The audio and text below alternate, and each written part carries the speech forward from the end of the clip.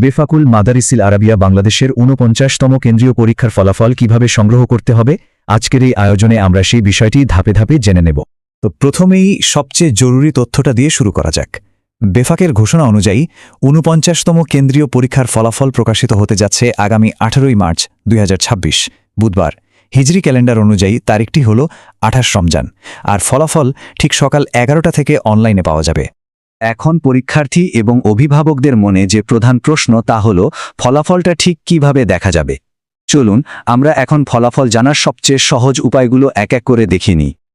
আচ্ছা, প্রথমে আমরা আলোচনা করব একজন পরীক্ষার্থী কিভাবে তার নিজের বা ব্যক্তিগত ফলাফল দেখতে পারবে সেই পদ্ধতি নিয়ে। এর জন্য একটি খুব সহজ পর্যায়ক্রমিক নির্দেশিকা রয়েছে। সবার আগে আপনাকে wefakresult.com এই ওয়েবসাইটে যেতে হবে।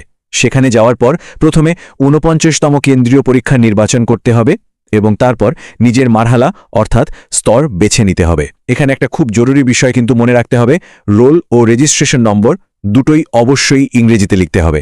সব ঠিকঠাকভাবে পূরণ করে সাবমিট বাটনে ক্লিক করলেই ফলাফল স্ক্রিনে চলে আসবে। তো এটা গেল ব্যক্তিগত ফলাফল দেখার নিয়ম। এবার চলুন জেনে নেওয়া যাক মাদ্রাসা বা প্রতিষ্ঠানগুলো কিভাবে তাদের সম্মিলিত ফলাফল দেখতে পারবে। এই প্রক্রিয়াটাও কিন্তু বেশ সহজ। মাদ্রাসার ফলাফলের জন্যেও ওই একই ওয়েবসাইটে যেতে হবে।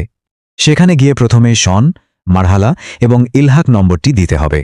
এরপর ভেরিফিকেশনের জন্য একটি অতিরিক্ত ধাপ রয়েছে, আর তা হল মাদ্রাসার যে রেজিস্টার্ড ফোন নম্বরটি আছে তার শেষ দুটি সংখ্যা দিয়ে সার্চে ক্লিক করতে হবে।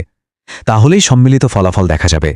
আচ্ছা, এই পরীক্ষাটা ঠিক কতটা বড় পরিসরে আয়োজন করা হয়েছে তার একটা ধারণা পেতে চলুন ৪৯তম কেন্দ্রীয় পরীক্ষার কিছকিছু গুরুত্বপূর্ণ পরিসংখ্যান দেখে নেওয়া যাক। এবছর পরীক্ষায় অংশগ্রহণকারী মোট শিক্ষার্থীর সংখ্যা ছিল ৩,৭৩,২০৩ জন। এই বিশাল সংখ্যাটাই কিন্তু এই একাডেমিক কার্যক্রমের ব্যাপকতাকে তুলে ধরে। অংশগ্রহণকারীদের মধ্যে ছাত্র ছিল ১,৫০,০০০ এবং ছাত্রীর সংখ্যা ছিল ২,২৩,২০৩ জন।